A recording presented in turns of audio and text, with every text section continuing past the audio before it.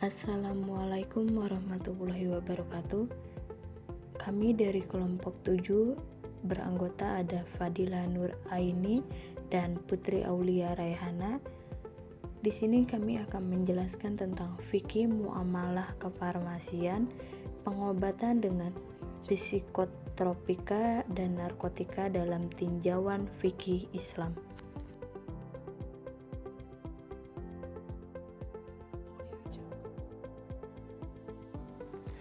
Baik, narkotika adalah singkatan dari narkotika, psikotropika, dan bahan adiktif lainnya. Istilah lainnya adalah nabzah, narkotika, psikotropika, dan zat adiktif. Istilah ini banyak dipakai oleh para praktisi kesehatan dan rehabilitasi.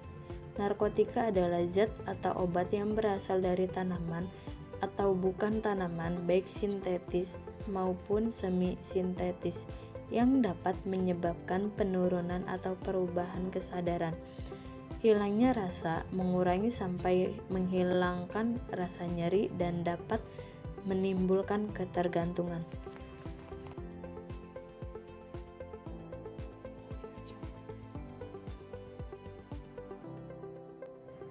Psikotropika adalah zat atau obat baik alamiah maupun sintetis, bukan narkotika, yang berkhasiat psikoaktif melalui pengaruh selektif pada susunan saraf pusat yang menyebabkan perubahan khas pada aktivitas mental dan perilaku. Lebih sering digunakan oleh dokter untuk mengobati gangguan jiwa.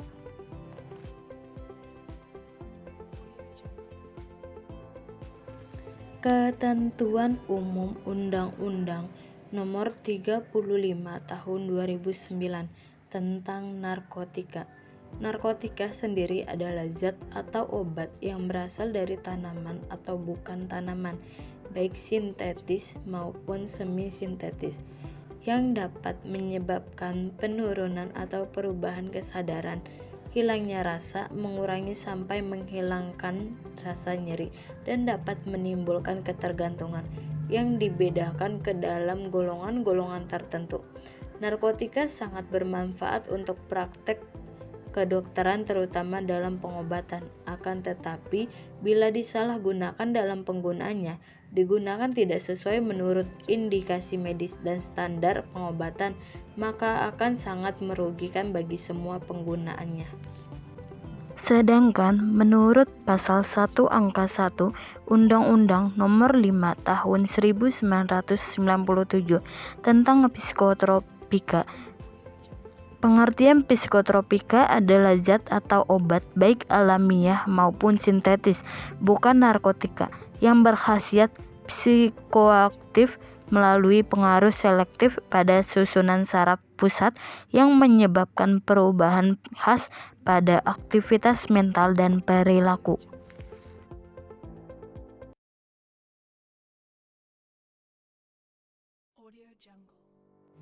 Hukum Islam oleh beberapa ulama memiliki pengertian yang berbeda. Menurut ulama usul, definisi hukum Islam adalah doktrin syariat yang bersangkutan dengan perbuatan orang mukallaf, baik perintah atau diperintahkan, memilih atau berupa ketetapan.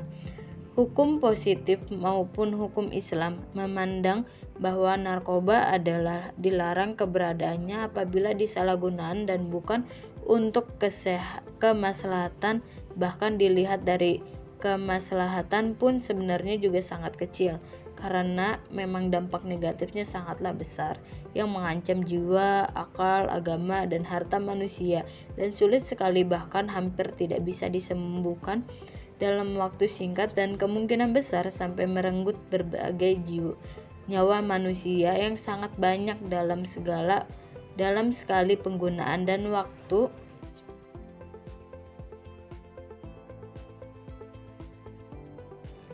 Hukum di Indonesia melegalkan narkotika untuk pelayanan kesehatan.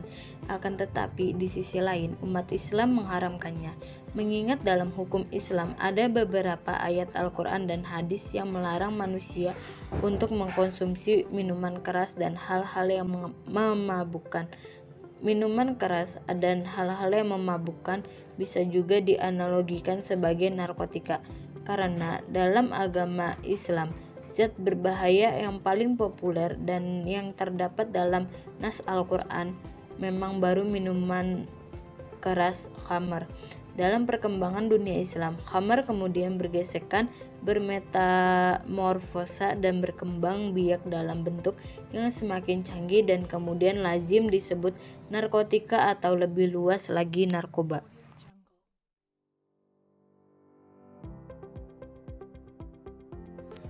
Allah berfirman dalam surah Al-Maidah ayat 90 yang artinya, "Hai orang-orang yang beriman, sesungguhnya minuman khamar, judi, berkorban untuk berhala, mengundi nasib dengan anak panah adalah perbuatan keji, termasuk perbuatan syaitan. Maka jauhilah perbuatan-perbuatan itu agar kamu memperoleh keberuntungan."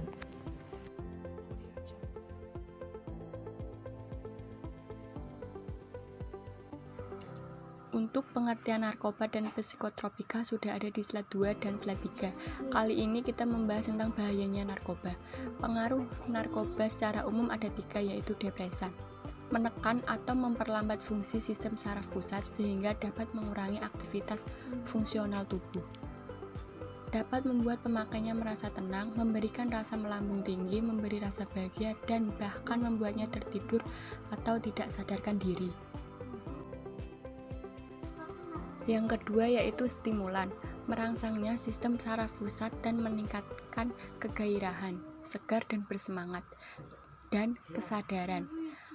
Obat ini dapat bekerja mengurangi rasa kantuk, karena lelah, mengurangi nafsu makan, mempercepat detak jantung, tekanan darah, dan pernafasan. Yang ketiga yaitu halusinogen, dapat mengubah rangsangan indera yang jelas serta merubah perasaan dan pikiran sehingga menimbulkan kesan palsu atau halusinasi. Seorang pakar kesehatan pernah mengatakan, yang namanya narkoba pasti akan mengantarkan pada hilangnya fungsi kelima hal yang Islam benar menjaganya, yaitu kerusakan agama, jiwa, akal, kehormatan, dan harta. Dalil pengharaman narkoba. Allah Ta'ala berfirman, dan menghalalkan bagi mereka segala yang baik dan mengharamkan bagi mereka segala yang buruk.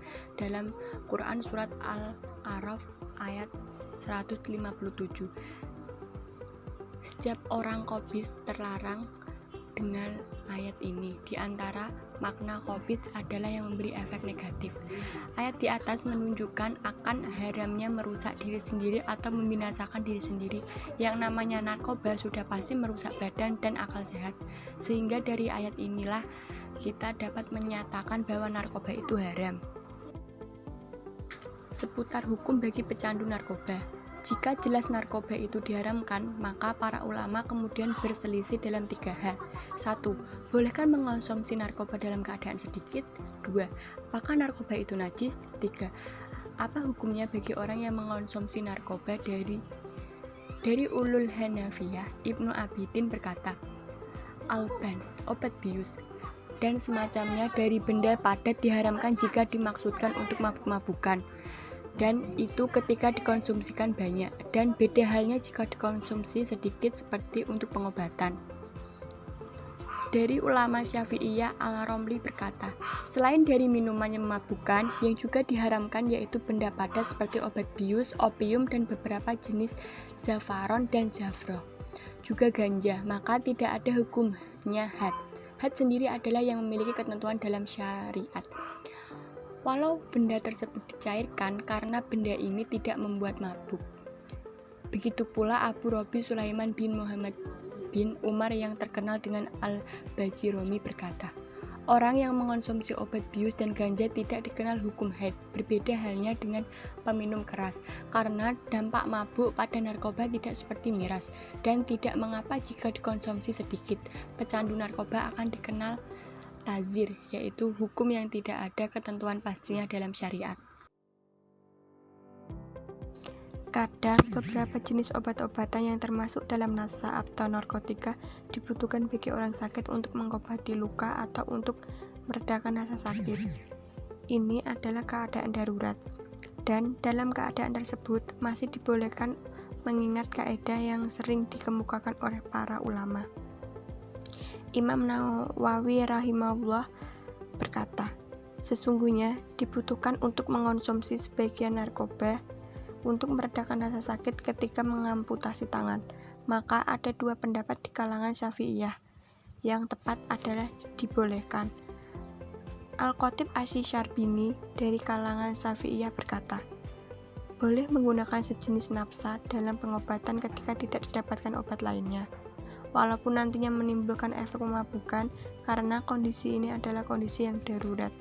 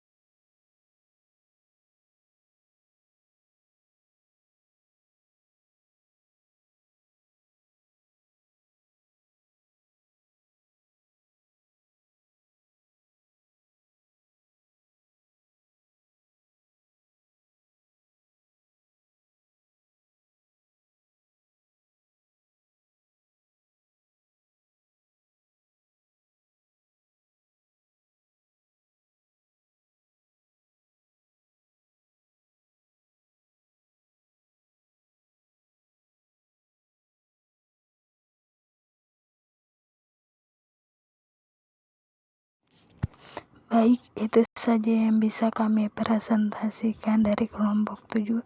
Apabila ada kesalahan kata, mohon dimaafkan.